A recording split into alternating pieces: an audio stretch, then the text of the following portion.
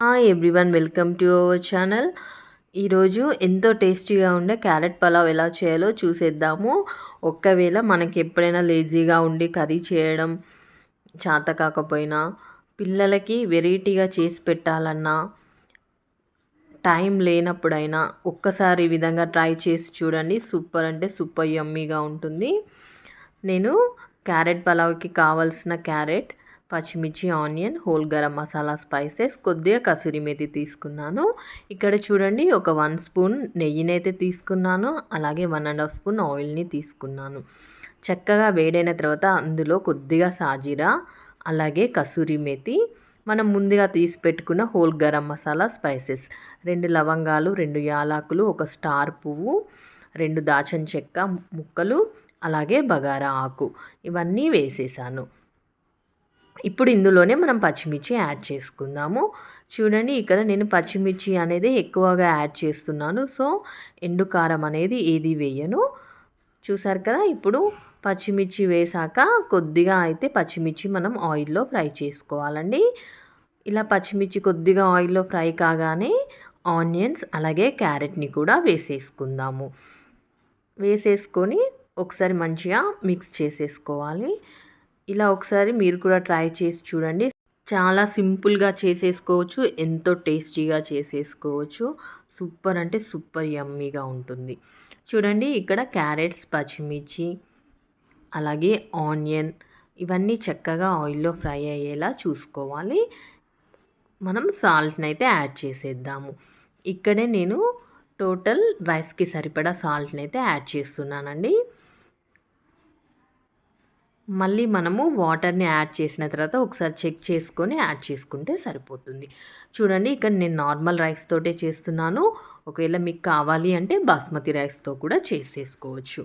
ఇక్కడ నేను 2 గ్లాసెస్ రైస్ని అయితే తీసుకున్నానండి. చక్కగా వాష్ చేసేసుకొని వాటర్ యాడ్ చేసి పక్కన పెట్టేశాను.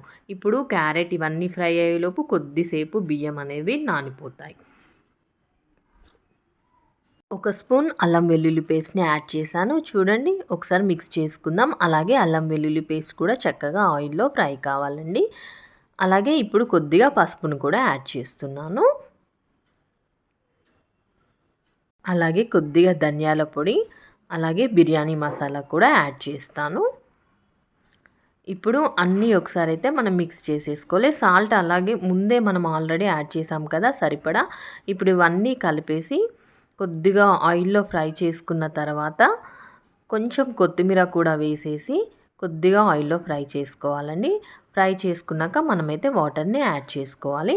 ఇక్కడ నేను 2 గ్లాసెస్ రైస్ తీసుకున్నాను కదండి. 3.5 వాటర్ అయితే సరిపోతుంది. మనకి 3.5 గ్లాసెస్ వాటర్ అయితే సరిపోతుంది. చూడండి, ఇక్కడ చక్కగా ఆనియన్, క్యారెట్ ఇవన్నీ చక్కగా ఆయిల్లో అయితే మనకి ఫ్రై అయిపోయాయి.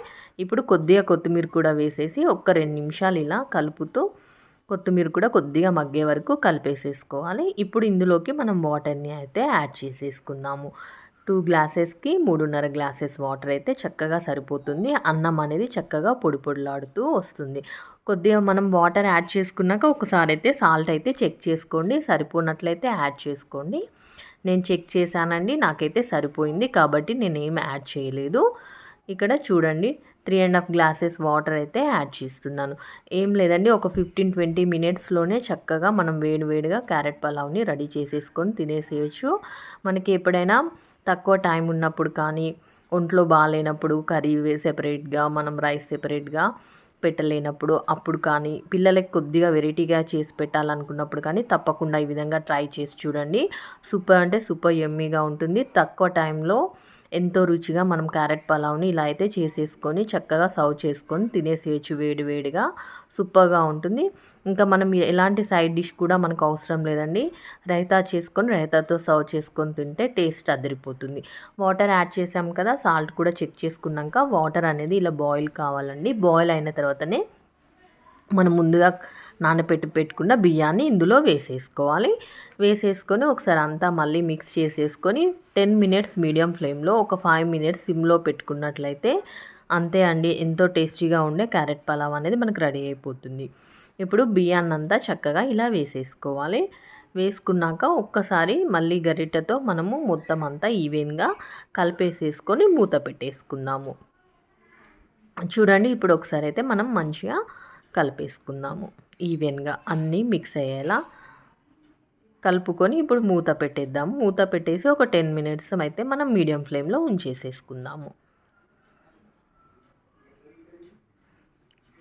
చూద్దాం, ఇప్పుడు మూత పెట్టేస్తున్నాను. ఒక 10 మినిట్స్ మీడియం ఫ్లేమ్లో, తర్వాత ఒక 5 మినిట్స్ సిమ్లో పెట్టుకుంటే సరిపోతుంది. 10 మినిట్స్ తర్వాత ఒకసారి మూత తీసి చూద్దాము. చూడండి ఇప్పుడు ఒకసారి కొద్దిగా ఎసరు అనేది అయితే ఉంది కదా, మళ్ళీ ఒకసారి కలిపేసేసుకొని కింద నుండి పై వరకు మాడకుండా అలాగే మసాలాలన్నీ ఈవెన్గా స్ప్రెడ్ అయ్యేలా ఇలా కలుపుకోవాలండి. ఒకటే దగ్గర ఉండకుండా ఇలా చక్కగా మనం ఒకసారి అయితే మిక్స్ చేసేసుకొని మళ్ళీ మూత పెట్టేసి సిమ్లో పెట్టి 5 మినిట్స్ ఉంచేసుకోవాలి.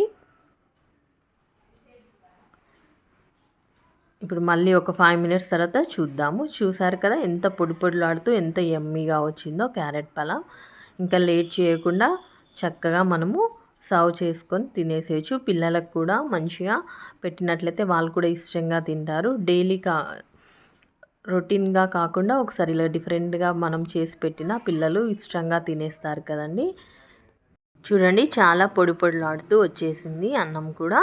చక్కగా మనం ఇప్పుడు మూత పెట్టేసుకొని స్టవ్ ఆఫ్ చేసుకున్నాక ఒక 10 మినిట్స్ వదిలేయండి. లోపట పై వరకు అంతా చక్కగా మంచిగా ఉడికిపోయి సూపర్ టేస్టీగా ఎంతో ఫ్లేవర్డ్గా ఉంటుంది క్యారెట్ పలావ్. చూసారు కదా ఎంత ఎమ్మీగా ఉందో. మరి లేట్ చేయకుండా మీరు కూడా ట్రై చేసేయండి. మీకు ఎలా వచ్చిందో నా కామెంట్ సెక్షన్లో షేర్ చేయండి. నా రెసిపీ నచ్చినట్లయితే తప్పకుండా లైక్ చేసి నా ఛానల్ని సబ్స్క్రైబ్ చేయండి. అలాగే మీ ఫ్రెండ్స్ అండ్ రిలేటివ్స్కి నా వీడియోని షేర్ చేయండి. మరిన్ని టేస్టీ అండ్ హెల్దీ రెసిపీస్ కోసం తప్పకుండా నా ఛానల్ని ఫాలో అవ్వండి. మరి లేట్ చేయకుండా మీరు కూడా ట్రై చేసేయండి. చాలా సింపుల్ అండ్ ఈజీగా చేసేసుకోవచ్చు. వేడివేడిగా సర్వ్ చేసుకొని తింటే అదిరిపోతుంది టేస్ట్. కొంచెం స్పైసీగా కూడా ఉంటుంది. పచ్చిమిర్చి అవన్నీ హోల్ గరం మసాలా స్పైసెస్ వేసాం కాబట్టి ఇంకా మనకి సైడ్ డిష్గా ఏం పెట్టుకోవాల్సిన పని కూడా ఉండదు. ఓకే ఫ్రెండ్స్, నచ్చితే లైక్ చేసి సబ్స్క్రైబ్ చేయండి. Thank you for watching.